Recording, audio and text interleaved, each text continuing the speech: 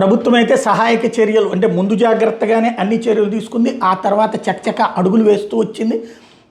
ఈవేళ అయిపోయిన తర్వాత కూడా వెంటనే వాళ్ళకి సాయం వ్యవహారాలు కానీ అట్లాగే పునరావాస శిబిరాల్లో ఆహారం ఇట్లాంటి వాటిని స్వయంగా చంద్రబాబు గారు పర్యవేక్షించారు, దగ్గరుండి చూశారు. అట్లాగే లోకేష్ గారు ఎప్పటికప్పుడు పర్యవేక్షిస్తూనే వచ్చారు. అట్లాగే పవన్ కళ్యాణ్ గారు కూడా ఫోన్లు చేసి మరి కనుక్కోవడం ఇదంతా చేసుకొచ్చారు. 3 పార్టీలకు సంబంధించిన నాయకులు కూడా గ్రౌండ్ లెవెల్లో పనిచేస్తున్నారు. చింతలపూడి మండలంలో నగర పంచాయతీ సాయిరాం పరిసరాల ప్రాంతాల్లో గుడారాలు వేసుకున్నటువంటి వాళ్ళని బాలికల పాఠశాలలోకి తరలించారు. రోడ్ల మీద ఉండేటటువంటి వాళ్ళని ఉదయం 7 గంటలకి అక్కడికి తీసుకొచ్చారు. అయితే అట్లాంటి వాళ్ళని పరామర్శించినటువంటి సందర్భంలో మాకు సరైన భోజనాలు పెట్టలేదు లాంటివి చెప్పారు సిపిఎం వాళ్ళు పరామర్శించినప్పుడు. బట్ వాళ్ళని అక్కడికి తీసుకెళ్ళింది అధికార యంత్రాంగమే.